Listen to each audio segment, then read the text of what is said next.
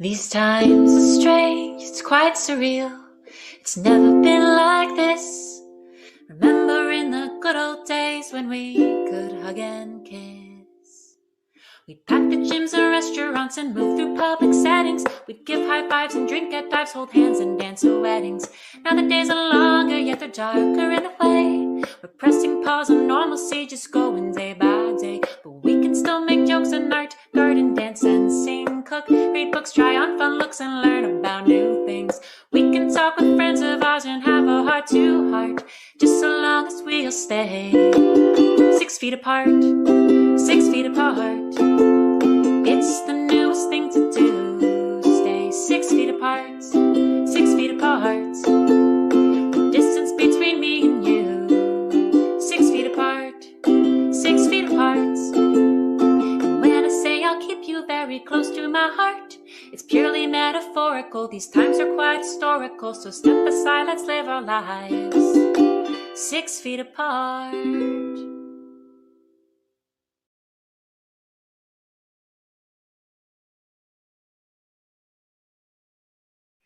Hello, good evening, and welcome to 6 Feet Apart Productions, where we are having an open mic night, but it's a little different than what we usually do because we usually do true personal stories for open mic nights. But tonight we're going to do traditional and true personal stories. And we're very excited. It's the first time we've done this. So it's kind of fun to have folks on here that are going to tell traditional stories as well as, of course, the true personal stories. And I want to say a shout out and a hello to all of our YouTube folks. Thanks so much. Put something in the chat. Yay, audience. We like an audience. We'll feel you anyway through the miles, as it were. So put some chat in there. Glad to have you. And of course, our folks that are in the backstage, which are our storytellers. So let's take a look at those lovely faces, the folks that cleaned up, combed their hair, brushed their teeth, and shaved his head, apparently, Ray Engen. Okay.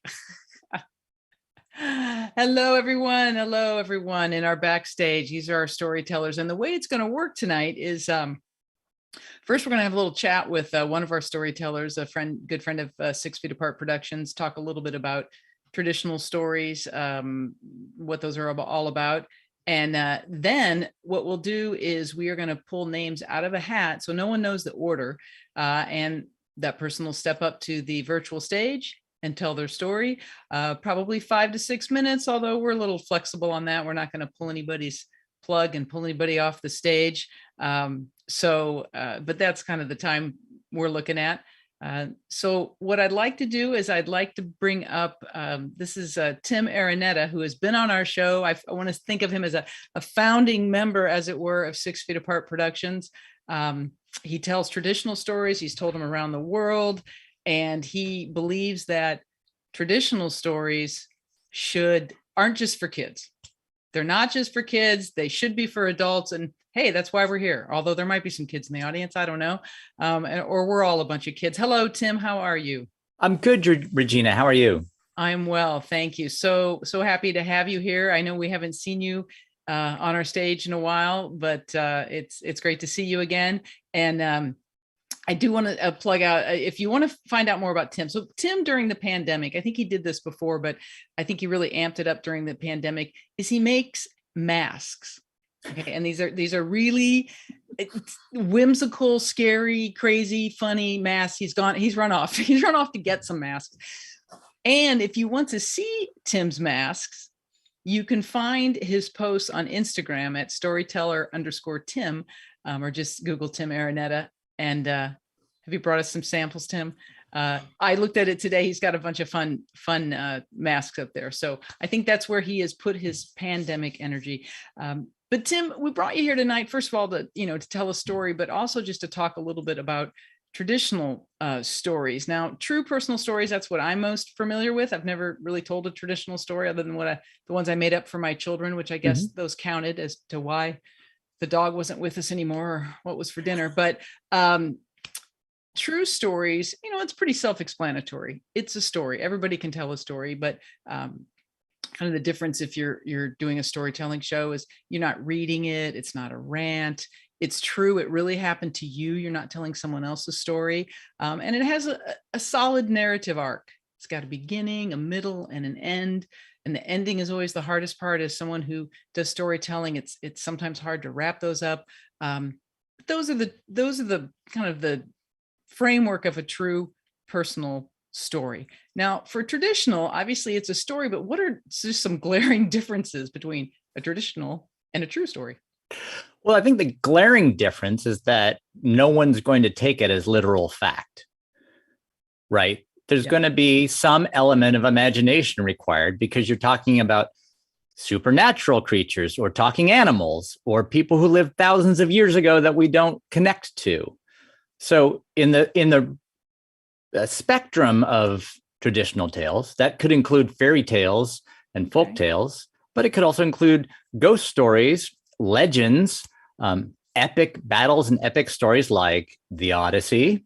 And you could also include, historical legends and stories that have been passed down because people like to tell them. They still have a narrative arc. They just didn't happen to me. They happened to someone else or someone who doesn't even exist. Well, and I know that because I've certainly heard you tell stories and others that it might not have happened to you, but when you're telling the story, it's happening to you. That's what I've seen, right? The stories are told a lot of times as if they are that person. And I'm assuming that most traditional folks that tell traditional stories, these are stories that they found, they haven't made them up on their own, I guess, if that's what I'm saying, that they've been around and they've put their own spin or their own personal touch on it. Sure, right. These are stories that they might have found at the library, or that might have been passed down through their family or through their religious tradition, or, nowadays you can find them on YouTube and through podcasts and wherever. And right here at 6 Feet Apart Productions. Yes.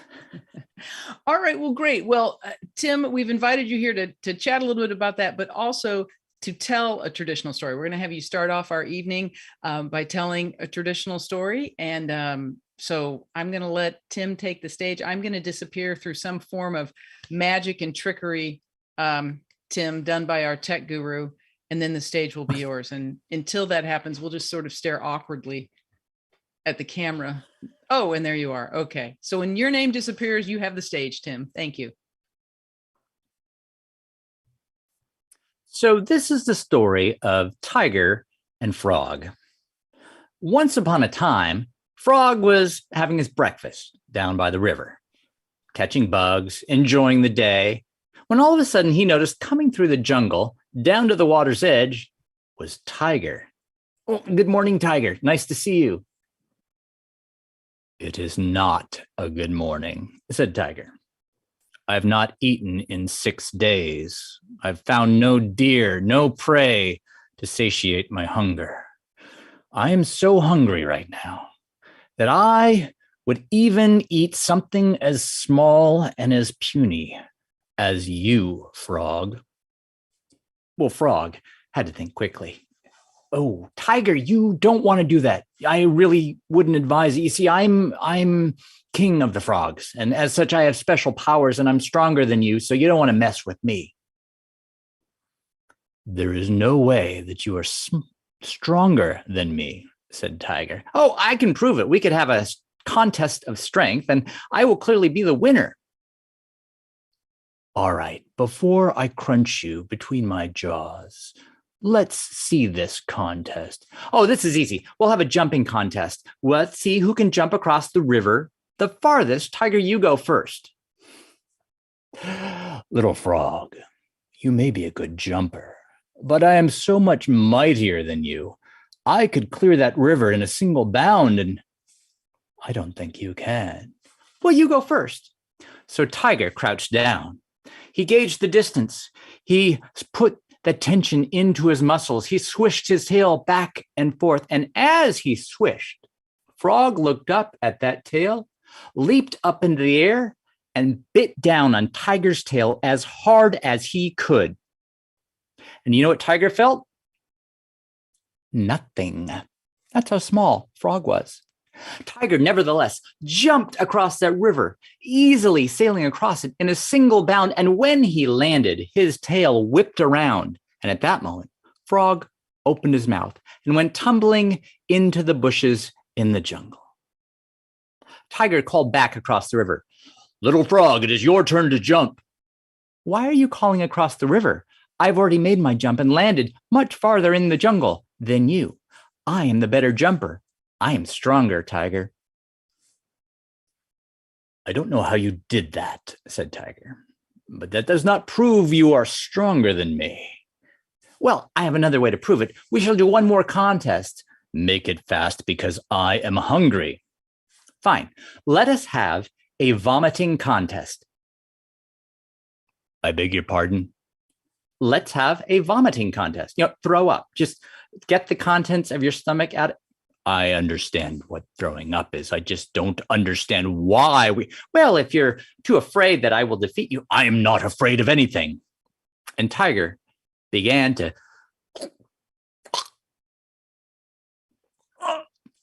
force himself to vomit. But as we know, he has not eaten in 6 days, and nothing came out except a little bit of bile. Frog looked at the pile. My turn, Tiger. And Frog easily regurgitated the contents of his stomach onto the ground. And out came the legs of beetles, and the wings of dragonflies, and the carapaces of water bugs, and a lot of golden fur. Tiger stared at that golden fur. He didn't realize what Frog had just had in his mouth not a moment ago. That fur in the pile of vomit, Frog, what is that? Why, that's tiger fur. You see, I ate a tiger for breakfast yesterday. It was so delicious, so delectable. My mouth is salivating just thinking about it. I could really eat another one right now. And Tiger casually turned and walked off into the jungle and then ran as fast as he could up to the top of the mountain. And he did not stop to look behind him. And at the top of the mountain, he stopped to catch his breath. And there, who should he meet but Fox? Fox said, Friend, Tiger, why are you panting? Why are you out of breath? Well, I nearly escaped death a moment ago. I had to run away from Frog. He was planning to eat me. And at this, Fox began to laugh and laugh. Tiger, don't you know how clever Frog is? He was playing a trick on you. I'm not afraid of Frog. No one's afraid of Frog. I could eat Frog. You could not. He's a terrible monster. Look, I'll go down there and show you. You will not. You'll turn and you'll run away. I will not. Come with me. I'll only go, said Tiger, if we tie our tails together. And so Frog and Tiger tied their tails in a knot, went back down to the river, where Frog was catching bugs again. Frog heard them coming. He turned to look, and thinking quickly, he said, Fox, so good to see you. Thank you for bringing me a tiger yesterday. It was so delicious. Oh, and I see you've brought me another one. You are so generous. And when Tiger heard that, he turned and ran, taking Fox with him up that one side of the mountain and down the other. And as far as I know, they are still running. And Frog went back to enjoying bugs in the river, triumphant.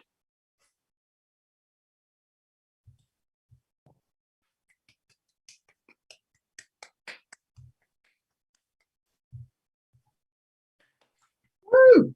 Ooh, yeah. Excellent. Well done.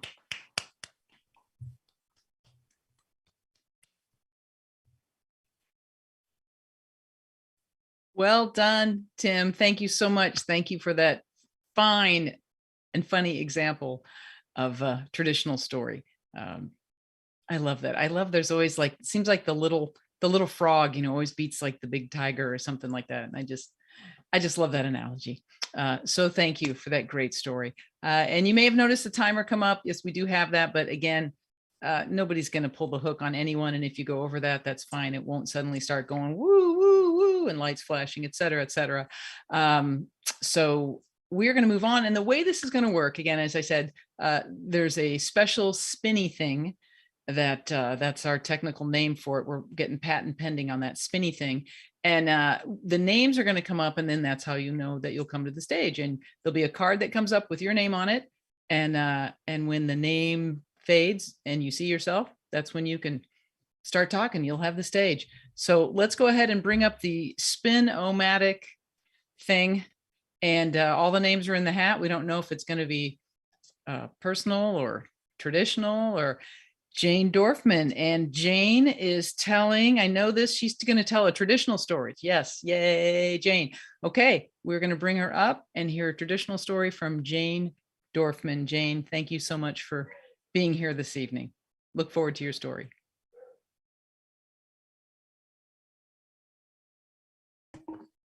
Thank you. So this is a story from Wales, but I'm still not big. Are we going to do that?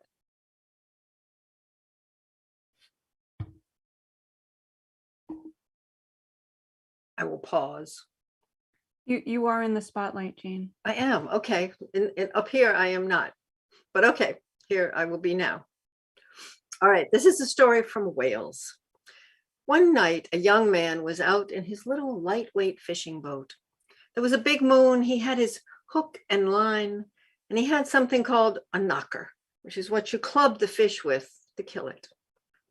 And he had thrown his line several times until he got something hooked. And he pulled, and it was a big fish, and it took the little boat all up and down the river. And finally he triumphed, and he got the fish into the boat, and it was an enormous salmon. And he looked down at the salmon, and he got his knocker ready, and the salmon turned and said, "Be my catty-ad." "No, I'll not be a fish's sweetheart. Hold still, I'm going to knock you on the head." And the salmon again said, "Be my catty-ad." And he said, no, you're a fish. And the salmon began to twist and turn and flip, and it coiled itself around his feet, and it took the boy into the river and took him down, down, down to the bottom. And finally, when it brought it back up, boy was gasping. The fish again said, "Be my catty-ad." "No, I'll not be the sweetheart of a fish." And down it went again, way down into the river, so low he could feel himself scraping the sand, and it brought him back up. But this time he could not feel the scales of the fish and the cold fish's body. And when he opened his eyes and he looked in the moonlight, he had a girl in his arms, a beautiful girl, wet and naked. And she said, "Be my catty-ad." And he said, "No, you're still a fish." And she said, "Down you go." And she took him back down, scraping along the sand. He could feel the eel grass brushing his face. And finally, she brought him back to the surface and said, "Be my catty-ad." And he went, "You're a fish." Down they went again. The boy could hardly breathe. He was worried he would drown. And she swam him up and down the river, down on the bottom into the water weeds. And she finally brought him back up. And the boy was choking and coughing and spitting water. And she said, "Be my catty-ad." And he thought, well, better to be the sweetheart of a fish than drown. He said, "All right, all right, I'll be your catty-ad." And the girl swam with him to the bank, and she helped him out upon the grassy edge. And the boy coughed and choked and spit water, and she held him in her arms. And finally, when he had stopped coughing and choking, he looked at this beautiful girl and he said, "You still have the hook in you." And he took his fingers and he tried to wiggle the hook out of her lip. And he pulled and he tugged, and he could see it was paining her. And he says, "I cannot get it out. I'm going to have to cut you." So he took out a little pocket knife and he opened it up and he began to cut the gap bigger so that he could get the barb of the hook back out. And finally he did, and he got it out and he pulled it out, and she was bleeding, and she kissed him full on the mouth, and he could taste her blood, and he was indeed her catty-ad. Now you may not believe this, but they had a long and happy marriage, and she bore a little white scar right above her lip for the rest of her days. And they had many children, and each of them, right in the same spot, had a little white scar. And if you go to Wales to this very day, and you look carefully at the faces you pass, you may see a few people with that same scar. and you will know that they are the descendants of the salmon cariad.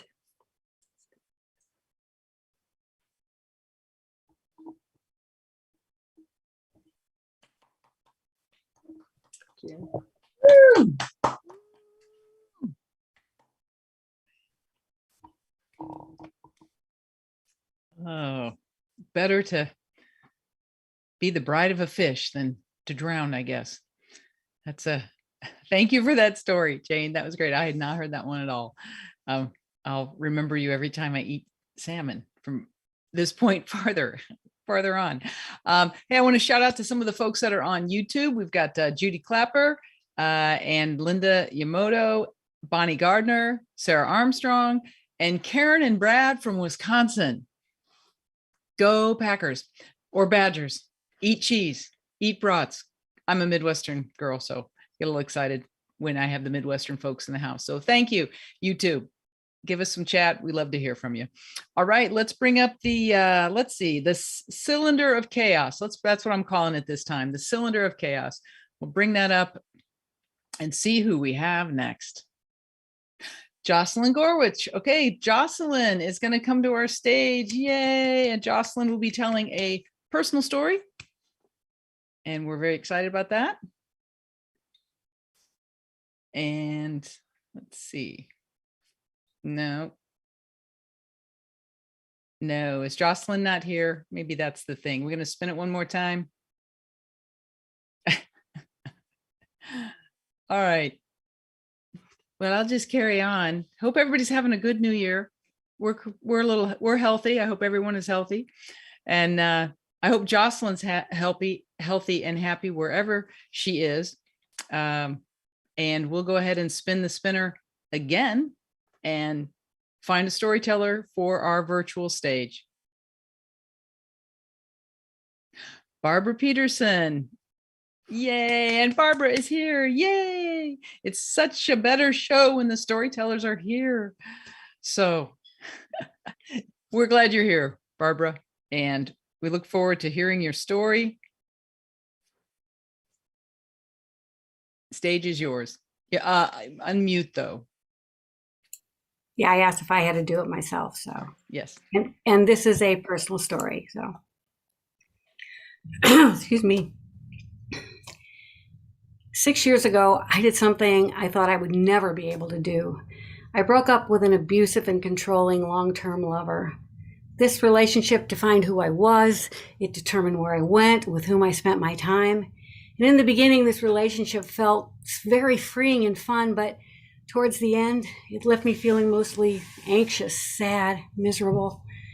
This intense relationship was with alcohol, and for many years, my time was wasted drinking, recovering from drinking, and obsessing about drinking. What people, without a compulsion to drink may find incomprehensible is just how much alcohol becomes our primary attachment, with everything and everyone we love coming in a distant second. We come to crave it like a lover because just like being in love, it triggers a cascade of endorphins, the brain's natural opioids, causing this rush of euphoria. And chasing after this feeling, our lives become tethered to alcohol. Another misunderstood aspect of addiction is most of us hide it very well. I mean, I got buzzed or drunk almost every night, yet I was high functioning in my daily life. Luckily, I never had a DUI, but it wasn't for lack of opportunity. I never drank at work or ever missed a day due to being hungover. Yet I lived in a state of constant anxiety, afraid my excessive drinking would be called out and I would be abandoned by my family and friends if I didn't quit.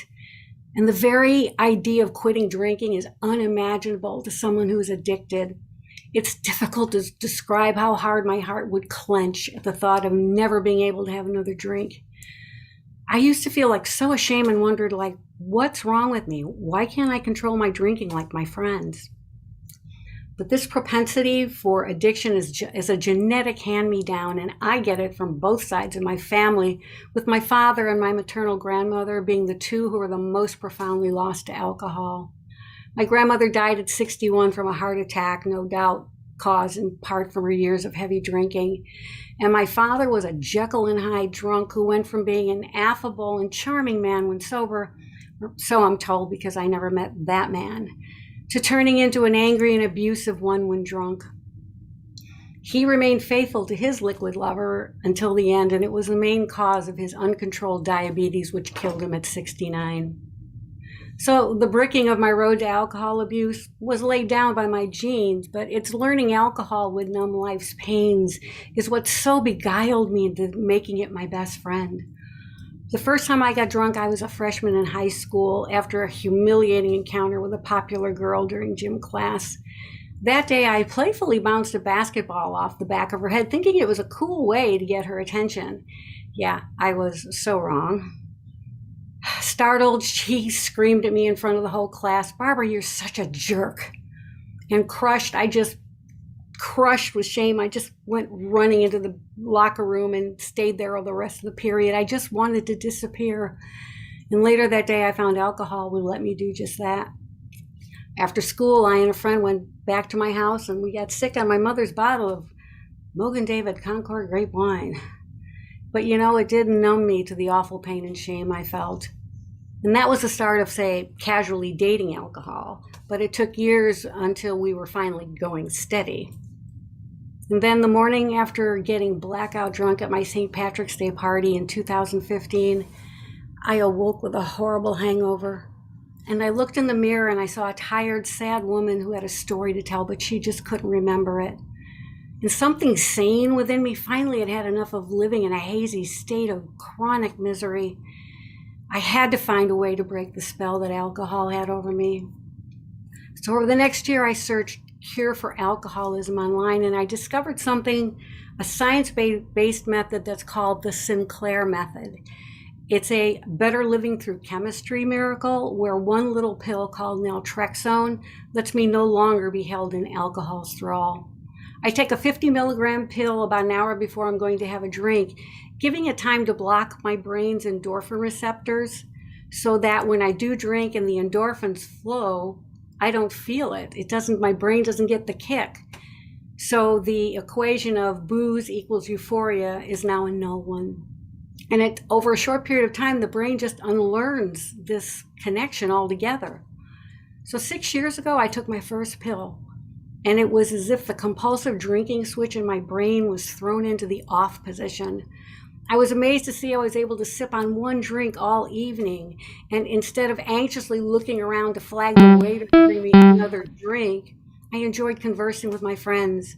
For the first time of my life, I had a drink. It didn't have me. Now there are times I wonder, how did I believe I couldn't live without it? And I laugh because it's just like, what did I see in him? That question you ask after I've fallen out of love. So now this lover I couldn't get enough of is permanently friend zoned, and I am free. Thank you.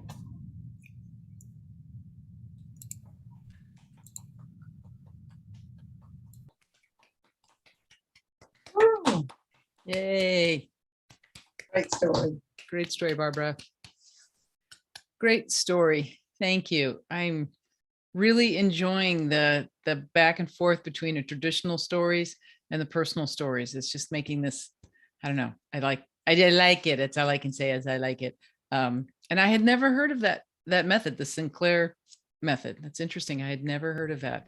I'm more than happy if anybody wants any information, I can give them a site to the C3 Foundation's website, which is where I found out about it. If anyone's I'd be more than happy. I usually, after I tell the story, I say, if anybody knows someone who could use this information, please share my story. So. Okay. And you could put it in the chat if you want, Barbara, and we can put it in the YouTube chat as well. I will do that. Excellent. Thank you. Thank you for that. I wish there was that kind of a pill, like you said, when you break up with someone and you don't want to be in love with them anymore. That would be good. But we're going to keep this party going. We're going to bring up the Wheel of Wow. That's what I'm calling it this time. It's the Wheel of Wow. So let's wow us and see who's going to come to our stage. VJ Morota. VJ is going to tell a personal story, and VJ, extra thanks to him because we had a couple of people that unfortunately were sick and could not make it, storytellers. And VJ came in with about 10 minutes notice. So thank you, VJ, for coming to our stage. Extra hand clap for you. Thank you so much. And you have the stage, VJ.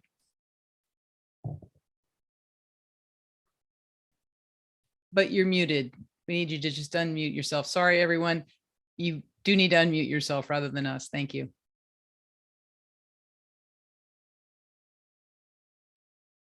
Can you hear me now? Excellent. I was sitting alone in my shitty little graduate student room in my shitty little graduate student group house, depressed. My heart had just been broken for the very first time, and I was sure that I would never get over it. The phone rang, and it was my friend Steve. Steve was from New York, so he talked really fast. He said, "We got to go to the San Francisco Blues Festival. It's got to pick you up in an hour." But because I speak New Yorkese, I understood that we had to go to the San Francisco Blues Festival and they would pick me up in half an hour. An hour and a half later, I was still waiting because Steve was always late. But he finally showed up and started yelling at me to hustle up because we're late. We drove to Fort Mason for the San Francisco Blues Festival. We spent a half an hour trying to find a place to park. And as we walked towards the entrance, several of Steve's friends ran up to us to give us the bad news that there were no more tickets available, that for the first time ever, the San Francisco Blues Festival had sold out. So we stood there stupidly milling around, trying to figure out what to do. There were no scalpers, but even if there had been, I didn't have the money to pay for a scalp ticket. And I probably would have left, but Steve was my ride, so I was stuck. All of a sudden, a woman came running up to us. It was Gail, Steve's housemate. And she was all excited, and she kept repeating the same thing. Mark Hansen, Mark Hansen. Who can be Mark Hansen? And we had no idea what she was talking about. Steve finally calmed her down, and she explained that she'd been visiting with a ticket seller and happened to glance down at the guest list and seeing a name on the guest list, Mark Hansen from KSCU Radio, which we knew to be the radio station for Santa Clara University. And as she's explaining this, all the men in the group take one small step backwards, leaving me front and center. And Gail looks at me and says, you can be Mark Hansen. It's like Regina, I'm a Midwesterner. I'm from Minnesota, and where I come from, Mark Hansens are big, burly Swedish guys. I am none of those things. I was a slightly overweight Indian kid in those days. But with nothing left to lose, with my heart still broken, with myself plunged into deep sadness, I said, sure, I can be Mark Hansen. And I got into the line to the ticket booth, which in those days, again, it's the 1990s, it's before the internet. The ticket booth is just literally a shack, and the guest list is literally a dot matrix printout that the person in the ticket booth is staring at. And I'm waiting my turn, and I know that we're going to fail. I know that there's no chance that this scheme will succeed. And as my turn comes up, I suddenly have an idea. And I walk calmly and confidently to the front of the ticket line, and I say, I'm Mark Hansen from KSCU Radio. And there are supposed to be 4 backstage passes waiting for me. Now, objectively speaking, this was a stroke of genius, because the question was no longer whether or not I was Mark Hansen. In fact, I was never once in this process asked for identification. But instead, the issue now was how many backstage passes is Mr. Hansen entitled to? The ticket seller immediately realized that this was above his pay grade and immediately ran to grab his supervisor, a kind of short, very officious, very pleasant, very customer-focused young man who explained to Mr. Hansen that there'd been something of a misunderstanding, if you will.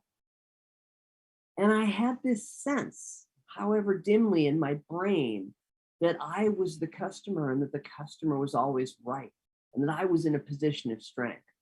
On the other hand, I had 2 other facts at my disposal. Number 1, I'm not actually Mark Hansen. And number 2, time is not on my side. And when the supervisor signaled a willingness with his body language and his tone to compromise, I too suggested that I could probably work with them to come up with a solution. And after some further discussion, we agreed that Mr. Hansen could get by with just 2 backstage passes. Now, although there were 8 people in my group, I was actually a student of applied mathematics, but also of the Marx Brothers. And so I immediately came up with an algorithm that would enable us all to enter the venue. I went in first with Steve with 2 backstage passes. I got a spot front and center. In fact, the general public hadn't even been let into the venue yet. So I got a spot front and center. We put down our blankets and Steve left with 2 backstage passes. And about 10 minutes later, he came in with Dave. Steve sat down with me. Dave left with 2 backstage passes. And about 10 minutes later, came back with Gail. And through this process, we brought the entire group in, cost-free. And once we were all assembled, I decided to partake in some of the benefits of backstage access. On my first trip backstage, a tall, dark-haired man in a very fancy suit came running up to me, and I thought the jig was up. I thought this was Mark Hansen. Instead, he smiled at me and introduced himself. He said, "I'm Art Agnos. I'm the mayor of San Francisco, and I want to welcome you to the Blues Festival. And I hope I can count on you for your vote in the upcoming election." And I shook his hand and I said, "You certainly can, sir," knowing I wasn't a San Francisco resident and couldn't vote anyway. On my second trip backstage, somebody handed me a paper plate and I fell into line and suddenly had a plate filled with soul food and a cocktail all on the house.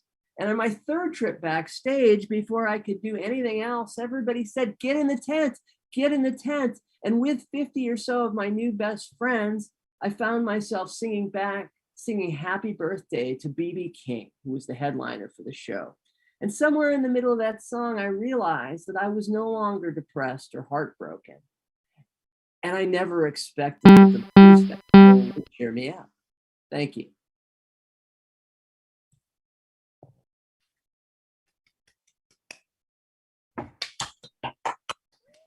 Yeah.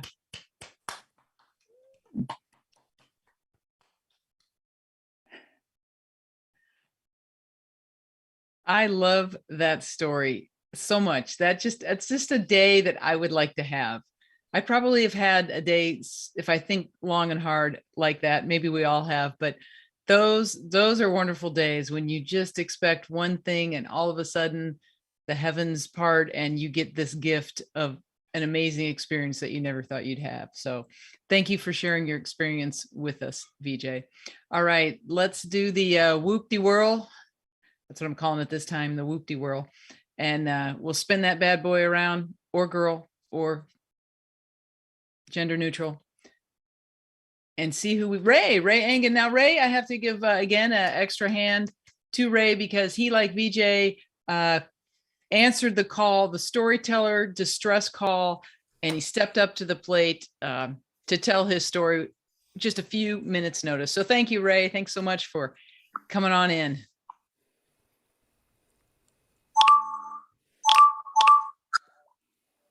I thought what I'd do tonight is give you a backstage pass to the pandemic with Mark Hansen.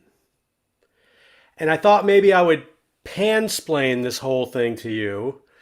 But I was thinking about this back on January 2nd, and all of a sudden the pandemic said, "You know what? We're going to hit your colon, we're going to hit your insides, and we're going to make food pass through you faster than you've never seen it before." So long story short, let's start with the triumph right now.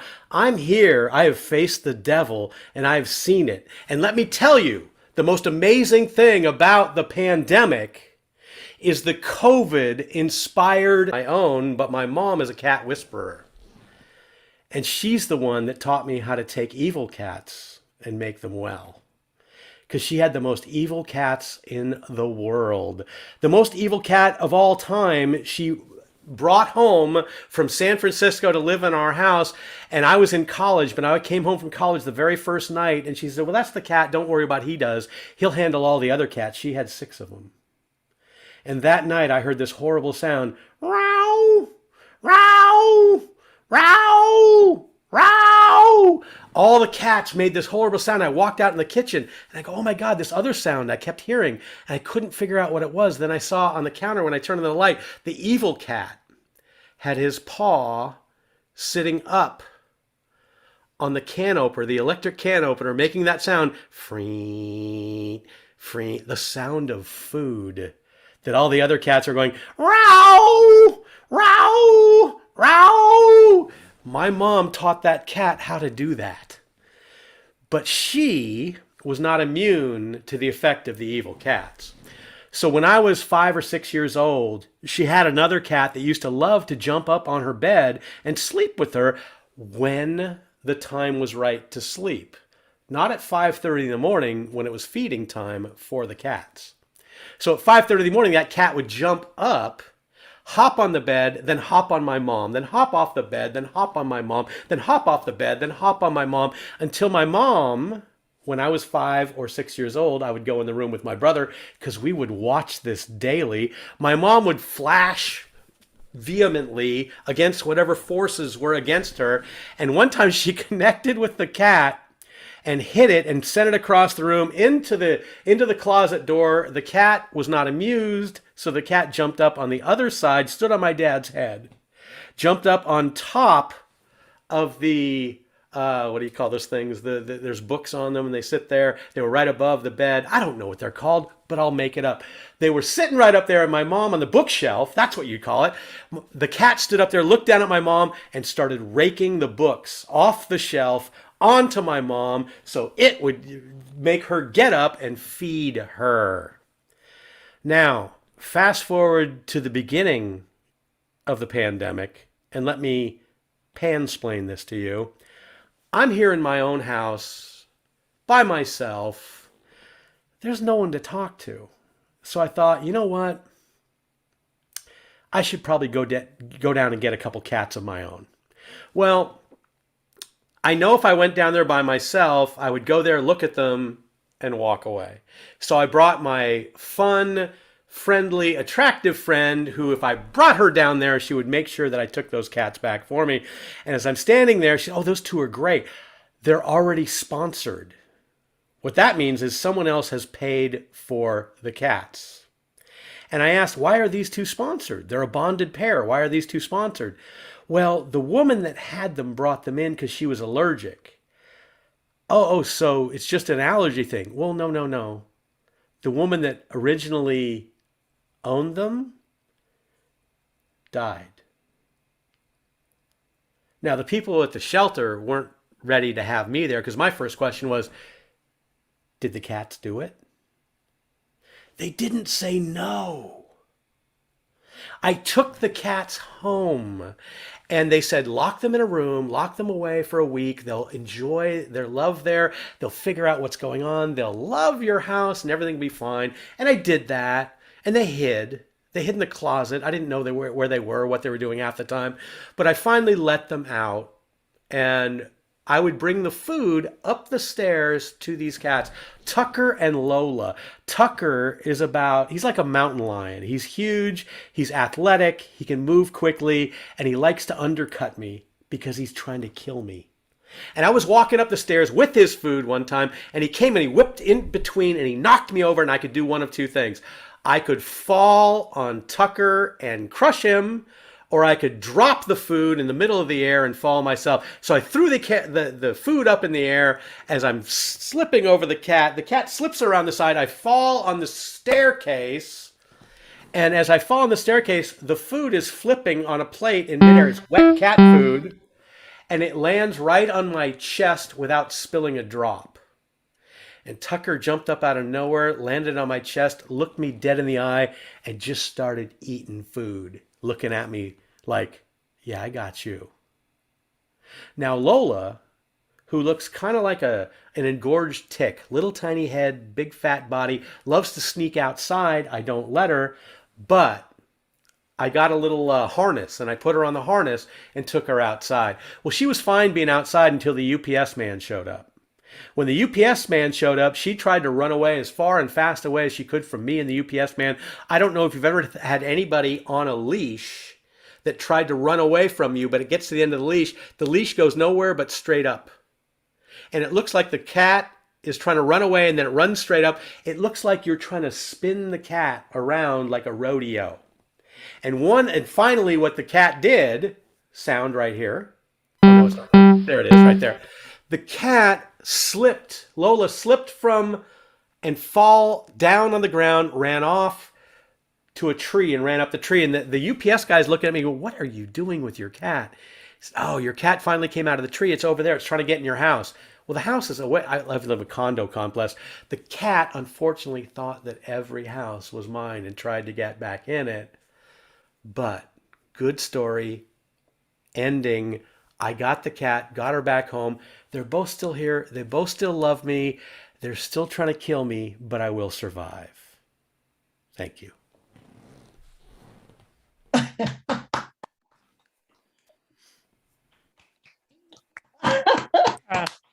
Oh my gosh, that's funny.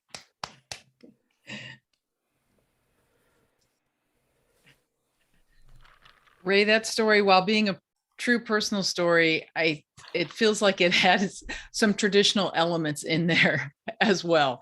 But wow, so you got 2 cats, that's 18 lives, and then you. So, Bud, you're going to really have to work hard to be the last one standing, I think, in that arrangement. But 19 thank you, Ray. total. Yeah, great. I can do the math. Thank you. And thank you, Ray, for jumping in and coming and joining us. Ray has been on our show several times, and we're happy to have him back in tonight. All right, we're going to spin. Let's see, what's my name this time? Oh, it's the randomizer roller. We're going to spin the randomizer roller and see who comes up next. See if we have a personal or traditional story coming to the stage. Judy, and Judy, you are telling a traditional story. Yay, Judy Tyrowski. Thank you so much. We're happy to have you here and look forward to hearing a traditional story. Thank you so much. This story is from Ireland and Wales, The King with Horse's Ears. King March was a very good king. He had wise decisions all the time for his subjects, and he was very kind and fair. So everyone in his kingdom was very happy. Well, everybody except King March, because you see, King March had a terrible secret. He had horse's ears. Now, they worked just fine. He could hear perfectly, but there they were on top of his head, horse's ears. And he didn't want anyone to know because he was sure people would think he was, well, strange and different and weird. So he had a crown made that covered up those ears, and he grew his hair very long. But after a while, that long hair got to be a problem. So he summoned his royal barber, Toma, to the castle to cut his hair. Now, Toma had never been summoned to the castle, so he was very excited. He gathered up all his tools. And when he got to the castle, the king greeted him warmly and ushered him into his chamber. Now, when they got into the king's chamber, King March says, "Now, Toma, when you cut my hair, you're going to discover my secret, and no one is to know my secret. Do you understand me? If anybody finds out my secret, you will be in so much trouble." "Yes, your majesty," Toma said. So the king took off his crown, and Toma began to cut his hair. And when he did, well, there were those horse's ears. "All right, Toma," the king says, "now you know my secret, and no one is to know." "Yes, your majesty," Toma said. So Toma went home. Well, and you know how it is when someone's told you a secret and it just weighs on you. And Toma wanted to get this off his chest, but he couldn't. And his good friend Bronwyn noticed that he wasn't eating and he wasn't sleeping and he looked terrible. She says, "Toma, something is wrong. What is wrong? Tell me, I'm your friend." "Oh, Bronwyn, the king has a secret and he told me, and I know what it is, but I can't tell anybody, and it's killing me." "I'll tell you what you do," Bronwyn said. "You go down to the river. There's some beautiful big reeds growing there. You kneel down, whisper that secret to the reeds. It's off your chest. No one knows. You'll be fine." "Oh, thank you, Bronwyn," he said. So Toma went down to the river and found those beautiful reeds. He knelt down and then he whispered, "The king has horse's ears. King March has horse's ears." Oh, what a relief. He felt so much better. Then he went home and he had a good supper for the first time in days, and he had a good sleep that night. Well, the next week was the king's birthday. And he always had a wonderful party for the whole kingdom. There was food and music and dancing and always a big birthday cake. Now, Beth was the best flute player in the whole kingdom, and she was coming to the party. And she happened to be walking along the river, and she saw those beautiful reeds. She thought, one of those would make a wonderful flute. So she took out her knife and she cut down one of the reeds and she fashioned herself a flute and then went on to the party. And when she got there, King March saw her in the crowd. He says, Beth, Beth, my favorite flute player, play me a tune for my birthday. So Beth put the flute to her lips. But when she blew, what came out was, the king has horse's ears. King March has horse's ears. What? King March says, this is an outrage. How dare you? He said, now, Beth, you play again and it better be music. Yes, your majesty, I don't know what happened, she said. So she tried again. And once more, what came out was, the king has horse's ears. King March has horse's ears. Beth, you are in so much trouble, the king said. This is an outrage. And Toma saw that Beth was in trouble with the king. She was a friend. He stood up and he said, your majesty, it's not her fault. I went down to the river. Your secret was weighing on me. So I went down and I whispered your secret to the reeds. So please don't blame her. And then Bronwyn saw that her two friends, Beth and Toma, were in trouble. So she stepped up and she said, your majesty, it's my fault. Don't blame them. I saw that Toma was just sick holding your secret. So I told him to go down to the river and tell your secret to the reeds. So please don't blame them. King March looked at the three friends standing there. And he says, well, yes, it's true. I have horse's ears. And he reached up, took down his crown, and there they were, those horse's ears.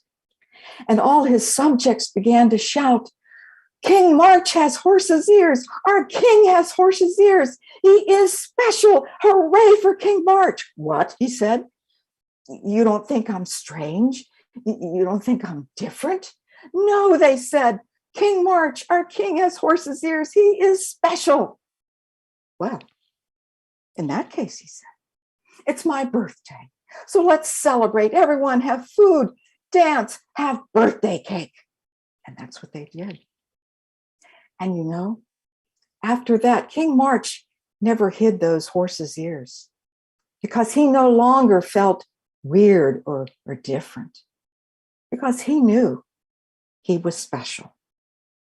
Thank you for the listen.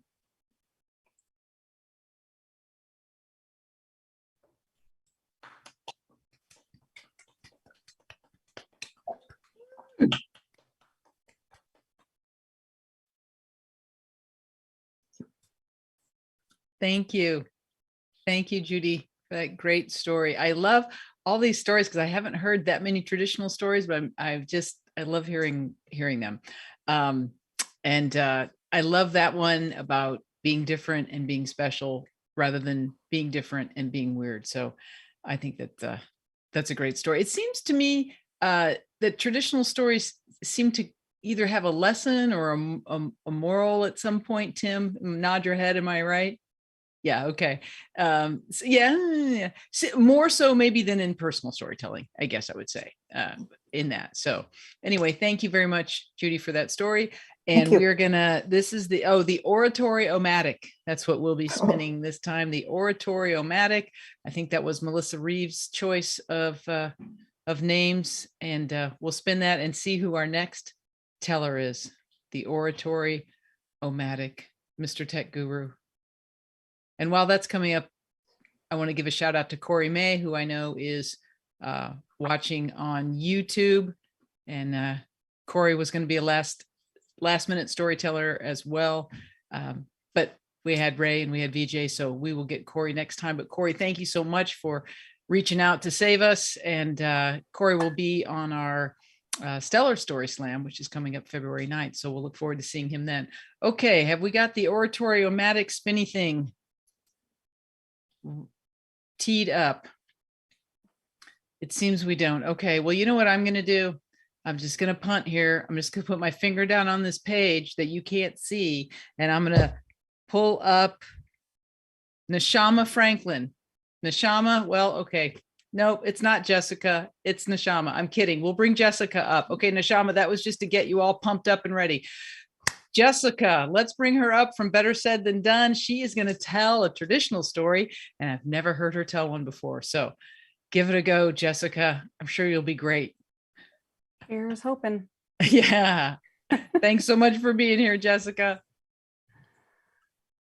Once there was a village whose people were known for being hardworking, hard playing, and, well, let's be frank, for having short tempers.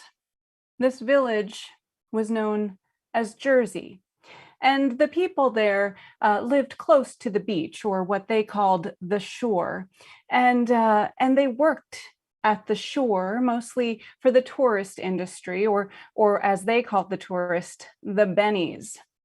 And they played at the beach too, once all of the bennies had left town and left the villagers their own beach. Well, as for the short temper, we'll hear about that soon. One year, when the season had ended and all of the bennies had gone home, the villagers gathered at the end of the village near the shore, near the entrance to the shore, where there was a bridge, a boardwalk really, over the dunes to get to the beach. Only when they started to finally, for the first time, be able to enjoy that last bit of summer, as they started over the bridge to get to their beach, they found that there was one Benny left, and he was blocking the bridge. He was spread out on his long beach chair. He had his beach umbrella. He had a cooler on one side and another cooler on the other, and he was taking up the whole bridge. Now, they reacted the way the villagers of the Jersey Shore were wont to react when faced with something like this. They overreacted. The first one who stepped up was Snooky. Now, Snooky had big hair and long, sharp claws, and she was barely wearing enough clothes to cover her deep tan. And she walked up to that Benny and she pointed her finger at him and she started screaming. Her screeching was like what I would imagine a banshee sounded like. It was so loud and piercing that everyone else backed away, but the Benny didn't seem to be affected. He reached under his beach chair and he pulled out a boombox and he hit play. And the sweet, sweet sounds of Frank Sinatra drowned out Snooky's screeching. She fell back, defeated. But the next villager who stepped up was Nonna Marie. Nonna had 8 beautiful Italian boys and one girl. And so she knew how to take care of a bad boy. She went up to the Benny and she held up her rolling pin. She was planning on doing some rolling of some dough on the beach. And she waved her rolling pin at him and she said, "Your mother would be ashamed of you." And she started yelling and waving her rolling pin around. But Benny didn't seem to be affected. He smiled and stood up and he moved that beach umbrella between him and Nonna Marie. And she was so shocked at his sacrilege that she clutched at her rosaries and stumbled back into the crowd. And that's when Vinny stepped up. He's a cousin of mine. Vinny stepped up around that umbrella. He pulled down his shades. He made eye contact with the Benny. He did not break eye contact as he said, "Now you don't know me, so you don't know. So I'm going to tell you that I'm connected. Capiche?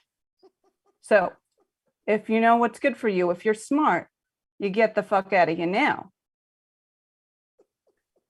But that Benny, he was not deterred. He opened up his cooler. He took out a large loaf of gabagool, and then he reached down next to the cooler and he pulled out his portable meat slicer. And without breaking eye contact with Vinny, he sliced off a thin slice of the salty gabagool and he put it in his mouth and started chewing without breaking eye contact. And Vinny started to twitch and he stumbled back into the crowd. And Vinny and Nonna and Snooky, they looked at each other and they said, "What's with this guy? We're never going to get to the beach. What do we do?" And that's when they heard a little voice. I would like to try. And they all turned to see sweet Angie, 4-year-old Angie, standing there with a smile on her face. And they figured, what's the harm? So Angie walked forward. She walked around the umbrella. She walked up to that Benny. No one could hear her over Frank Sinatra, but they could hear his response.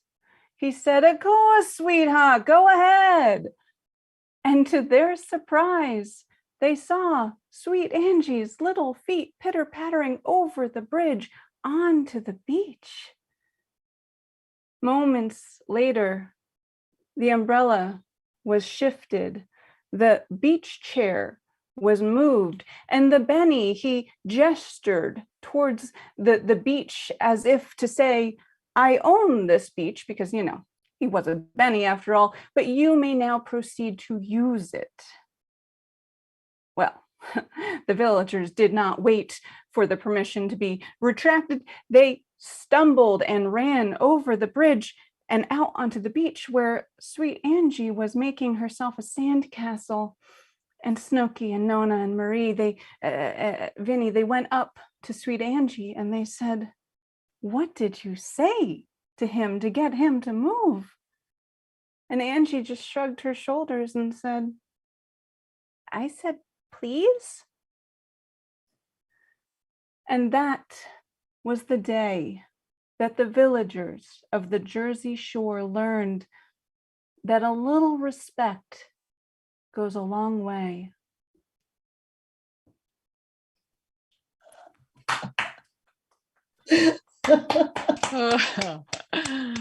Oh, that was great. Oh my gosh.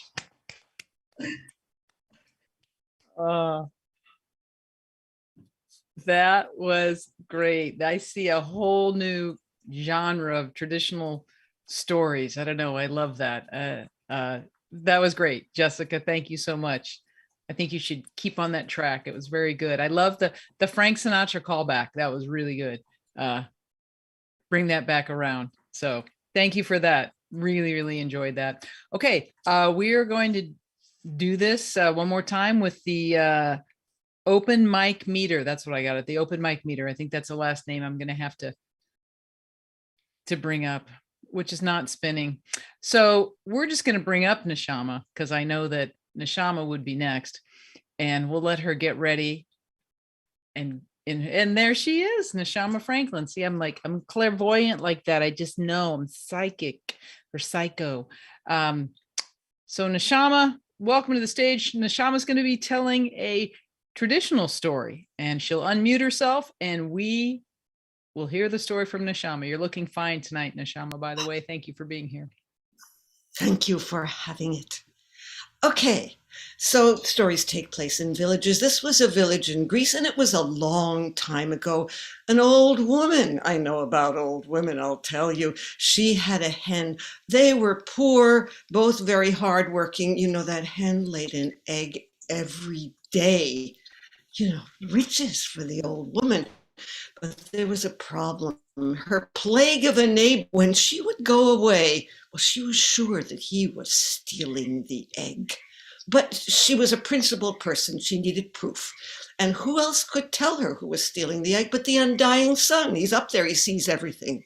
So she set out to ask the undying sun who was stealing her eggs. And as she was going through the village at a good clip, on a porch were 3 young women. They were called old maids because nobody ever asked them to marry them. And they were pretty and they didn't understand. They said, where are you going? I'm going to ask the undying sun who's stealing my eggs. Well, ask him why we're not getting married. And she said she would. A little further down in the village, she saw something so strange. A woman standing in a pool of sunlight, wearing 3 fur coats on top of each other, shivering to beat the band. Where are you going? Where are you going? I'm going to ask the undying sun who's stealing my eggs. Would you ask him why he sends his rays down, but they don't seem to get through to me? I'm so cold all the time. Yes, she said, I will ask him. Outside the village, well, she had to cross a river. This was not a river you want to cross because it was an angry, turbid river. And yet she picked her way across it. And the river said, "Where are you going?" And she said, "Well, I'm going to ask the undying sun who's stealing my eggs. Well, ask him why I can't flow freely." And she said, "I will." I mean, she was a little intimidated, although she was a tough old woman. And then, oh, hanging in the air, an enormous boulder just suspended there. And the boulder said, "Where are you going?" And she said, "I'm going to ask the undying sun who's stealing my eggs." And the boulder said, "Ask the sun why I can't seem to let go. It takes a lot of energy, but I can't let go." And she said, "I will." Now, it was getting late. It's a long time to get to the undying sun, but she was tough and she was fast. And she got there just as he had finished his rounds. He was at rest. He was combing his beard with his golden comb. And he recognized her because, he sees everything. And he said, "Oh, old woman, you must be tired. Here's a stool. Take a seat." And she sat in that stool. She caught her breath. She gave him presents. I mean, this is what you do when you're visiting. A kerchief with pears from her garden, a basket full of fresh rolls. "Well, why did you come here?" said the undying sun. "You see everything," she said. "My eggs, they disappear. My hen, she lays the eggs. When I'm not there, they go. Who's doing it? I think it's my neighbor, my plague of a neighbor." "Yep," said the undying sun, "certainly, it's your neighbor." "Well, what do I do about it?" "You don't have to do a thing. God will take care of it," she said. "But I have some more questions for you. The 3 girls in the village, why can't they get married?" "Oh, I know those girls. They are lazy. That's their problem. They don't get up till the middle of the morning. They don't sprinkle their floors when they sweep their floors. The dust goes up. It even gets in my own eyes. Tell them to get up before I do. Sprinkle their floors. You'll see what happens. They'll get married." Well, how about the woman who just can't seem to get warm in my village?" "Oh, her problem is her stinginess. If she were to give up those 2 extra fur coats to people who were also cold, her soul would expand and she would get warm." That's good. Well, how about that river? That river is so angry. "Oh, I'm sorry to tell you that the river's problem would be solved if someone were to misstep and drown in it. But you will, of course, be careful when you tell the river about this." And she said, "I certainly will." "And how about the rock? It's just hanging in there. I don't know how it hangs. He doesn't know how it hangs." Well, it's the same story. If someone just isn't paying attention and walks under the rock, and I could say both will be at peace. They will come to rest. And so she thanked the undying sun and she set out back to the village. And there was the rock. And I'll tell you, she made a wide berth around it. And the rock said, "What did he say? What did he say?" "Well, if someone happens to walk underneath you." "Well, why didn't you tell me that before? You passed me." And she just looked at him and rolled her eyes. Teenagers, old women, we all do it. She came to the river. She picked her way across it. The river said, "What about me? What did he say?" "Well, all you have to do is if somebody stumbles and drowns in your river, you will flow freely." "Well, why didn't you tell me that before you stepped into my river?" You know what she did? She slapped her backside. That is not a nice thing to do in the Greek culture, but it was absolutely apt.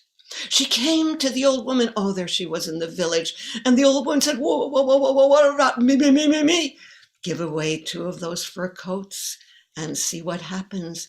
And when she handed them over, oh, she was suffused with warmth and her soul expanded. And there were those 3 girls. They were still sitting on the porch. They hadn't moved. "How can we get married? We really want to get married." "Get up before the sun, sweep your porch, but sprinkle first, and then see what happens." And they got married. They did indeed. So how did God take care of that egg thief? Hens Feathers started sprouting out of his chin. He was so terrified he probably had a heart attack, and he went to that big village from which we do not return. And so the old lady and the hen, an egg every day until they went to that big village from which no one will return. We'll all go to that big village, but may we have an egg a day when we need it. Thank you.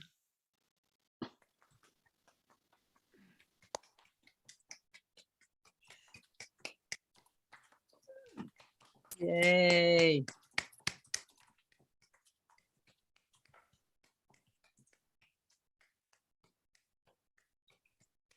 Yay. Thank you so much, Neshama. That story brought to you by the Egg Council of California. Thank you for that. Suffused with warmth. I love that phrase. That's a great phrase and a great story. Thank you so much. I haven't heard you tell a traditional story before, so that was a nice treat, Neshama. Thank you. We have one more teller, and she was originally signed up, and then she said she wasn't feeling it, and she had a tough day, wasn't feeling good, but she wanted to be in the backstage. And then I think she just, she was healed by the power of storytelling and all of our warmth and love. So I'm excited that she's decided, yes, she would like to tell a story. She's apparently has a personal story and a traditional story. I don't know which one she's going to tell, but we're going to bring her to the stage and we'll find out. Alyssa Hammond, I'm so glad that you feel well enough to step onto our virtual stage and regale us with a tale. We do need you to unmute yourself, though. There you go. Here I am. Yeah, COVID had me in a little bit of a funk, and I thought I'd tell a COVID story, but these storytellers inspired me to go back to my roots, which is stories with children. So here's Sarah's story. So Sarah's in elementary school, and her teacher says, Sarah, the assignment for tomorrow is to come to class with a story to tell everyone, and everyone's got the same assignment. So just Sarah goes home and she asks her mom, she says, Mom, I have an assignment to tell a story. What story should I tell? And her mom says, well, you love the one about the three bears and Goldilocks. Oh, Mom, that one's been told too many times. So her mom says, well, I'm sure you'll think of a story. Just take some time and think of it. So Sarah goes to her room. She takes some time.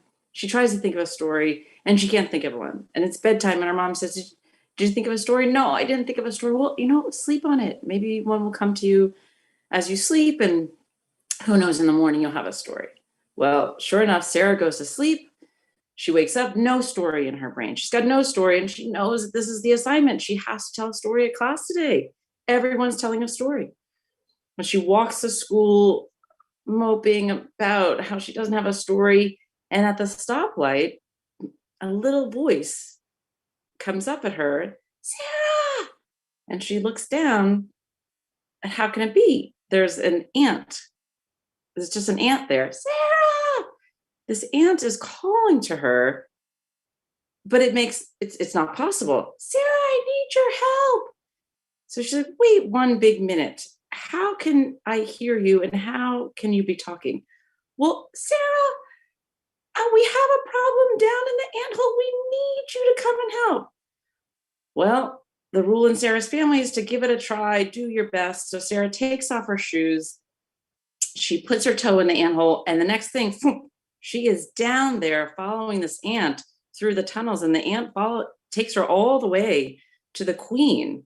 And they say they have a problem. The queen has all these eggs. The queen has to give birth to the civilization, and the queen is hungry. So the queen asks, Sarah, what do you have in your lunch? I need something to eat. Well, Sarah says, I have a peanut butter sandwich, and that's all I have. Oh, Sarah, I don't like peanut butter. Well, Sarah says to the queen, have you ever tried it? No, I don't like peanut butter. Well, I don't have anything else. Sarah, please help. And the ant says, Sarah, please help. So Sarah's at a loss. I don't know. So she goes back down the tunnel, goes out to the street. And at that moment, she hears another voice, Sarah. And she looks up, and there's a bee. And the bee says it can help. follow me. So there's no way Sarah can't fly. But Sarah just puts one leg over this bee. And the next thing she knows, she's flying in the sky with this bee to the hive, and everything's buzzing. And she can't understand anyone there because they're all speaking bee. But she goes in and she gathers some honey, and she thinks maybe if the queen doesn't like peanut butter, the queen will like honey. Everyone likes honey. So Sarah takes a scoop of honey back on the bee, back to the ant hole, follows the ant down the hole to the queen and says, I have my sandwich. I have some honey. I think if we just put it together, you'll really like it. Oh, Sarah, no, I really don't like peanut butter. But you've never tried it, says Sarah. That's our family rule. You have to try. Oh, Sarah, I don't know. But you're really hungry and you've got all these babies that you have to give birth to. So Sarah mushes it together, thinking that's the way the queen will like it. So she mushes the honey together with the peanut butter sandwich and gives it to the queen. The queen takes a little bite. Oh, Sarah, I love it. This is delicious.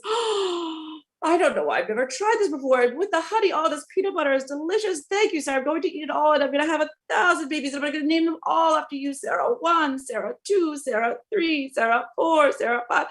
And Sarah says, wait 1 minute. I've got to get to school. I can't stay here for you to name all 1,000 babies after me. I've got to go. So Sarah takes off down the corridor, down the tunnel, back to her shoes, puts her shoes on, and goes running to school. But she's late. She's very late. She walks in. She can tell everyone's already told their story. And Sarah looks at her, and Sarah says, I'm sorry, I'm so late. And she says, it's okay. All your classmates have told a story. Now it's your turn. And Sarah says, but I don't have a story. I tried, but I just don't have a story. I asked my mom, and she said, tell Goldilocks and the Three Bears. And I don't want to tell that story because we've already heard that story. And I tried to think of one while I was sleeping. I couldn't think of one while I was sleeping. And then I was walking to school, and the ant said, come down, I need your help. And I met the queen of the ants, and the ant said she was so hungry, but all I had was a peanut butter sandwich. And the queen said, oh, Sarah, I don't like peanut butter. And so I went out and I tried to find something else. And then the bee says, hop on. And I hopped on and I went to the beehive and I grabbed some honey. And I brought the honey back to the queen to put on the sandwich, thinking the queen has to try it. That's the rule. You have to try.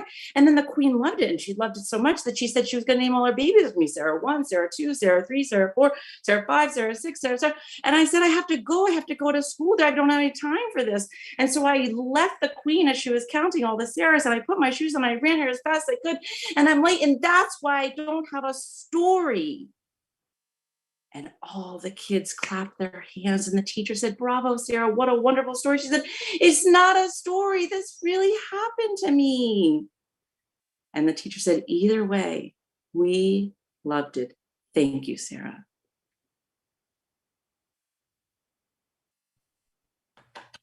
And that's my favorite kid's story ever.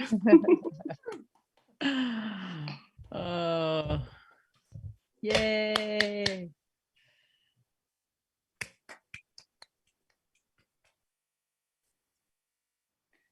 Thank you so much, Alyssa. Again, someone who had no idea that you did children's stories or traditional stories. So this has been a great night and great to see people do some new things and to meet some new faces, some new tellers.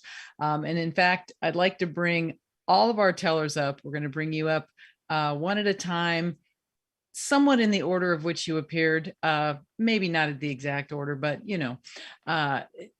bring you up one at a time nonetheless. And first, of course, is Tim Araneta. Tim, we are, give us a wave. Tim, we're happy that you came. Thank you for coming and telling us all about traditional storytelling and showing us some masks. So happy to have you here.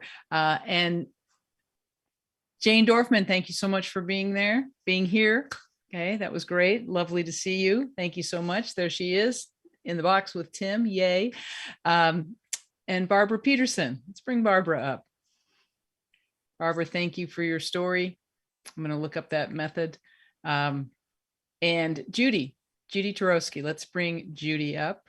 I think I'm nailing the order, I think. Yay, Judy. Okay. And of course, we had VJ and we had Ray. They've both had to depart, understandably, because they were last minute additions. So I'll thank them without their shiny faces in front of us. And let's bring up Jessica Robinson from the Jersey Shore. I'll take their cut. You'll take their cut. All right. We'll give you an extra minute. We'll just stare at you for like an extra minute as if Ray and VJ were here. There you go. Yeah. That's it. All right. Entertain us. Okay. And Neshama Franklin. Neshama, there she is. She made it onto the screen. And of course, Alyssa Hammond. We're so happy that you were able to tell and that you felt well enough to tell. We thank you all for being on the show. Obviously, we couldn't do it without you. We thank our audience as well. I'm going to bring in my co-producer now, Claire Hennessy, and she's going to chit chat a little bit because she can't go for an entire show without being on the show. So let's let her have her 5 minutes. Let's bring her on. And there she is. Here I am. Thank you, guys. That was so enjoyable. I really, really enjoyed the mix of the personal and the traditional, and to have, people I don't normally hear traditional tell the thing. But now I'm just going to quickly, before we disappear, we are going to have a little bit of an after party on the Zoom. But before we disappear, I just want to tell you a couple of shows we've got coming up in January because we're quite busy. On Sunday, we've got the amazing Odds Bodkin coming in, and he's going to do a live telling of the Odyssey Belly of the Beast. It's going to be about 70 minutes. It's going to be, we'll stream it onto YouTube, and it will be live, and then we'll have a Q&A with Odds afterwards, back in the Zoom. So, and you can watch it on, you can either come back onto the backstage with us and ask him a question personally, or you can put your questions in the YouTube. So really come. It's going to be a fantastic performance. He has his 12-string guitar and he's absolutely amazing. So don't miss that. Go to our website, sfapshows.com. You get all the tickets. And then on the January the 27th, which is a Thursday, we're going to have another evening just of personal stories. We haven't had one done those for a while. And we've got amazing people. We've got Antonio Sarkray, we've got Geraldine Buckley, Jennifer Munro, and Carol Moore. So, and then I'm going to be emceeing, so it's going to be all about me. So lovely. So come along to that. January the 27th. Tickets went on sale at 6:30 tonight. So there are shows. We've also got our Stellar Slam, which will be all the winners from our slams all the year, and that'll happen in February. So look out for that. We also do Patreon, just in case you want to join us. We have such fun. We've got people here. We've got Judy Clapper in the audience. We've got Sarah Armstrong in the audience, and they're all, and there are patron supporters, and we've got various others. So come along if you want to find out about it. You can go to patreon.com/SFAP. And it's on our website too. So that's it for our shows this month. Look out for our website, and we'll have more shows coming up in February as well. Thank you so much, all of you. Stick around. We'd love to chit chat a little bit if you can. But wonderful stories. I love the traditional stories mixed with the personal stories. Wonderful. Thank you so much. Thanks to everybody on YouTube too for all your fabulous comments. Yes. So we'll encourage the storytellers to go back and read all those afterwards. Yeah, thanks so much. Thank you so much. And some of the names of our patrons will be in the credits on the way out with our lovely theme song from Julia Mark. All right, guys, thank you so much. And we're going to stay and have a bit of a drink and a chat, and we'll see you all next time. Bye. Bye. 6 feet apart, 6 feet apart. It's the newest thing to do. Stay 6 feet apart, 6 feet apart. The distance between me and you. 6 feet apart, 6 feet apart. And when I say I'll keep you very close to my heart, it's purely metaphorical. These times are quite historical. So step aside, let's live our lives 6 feet apart.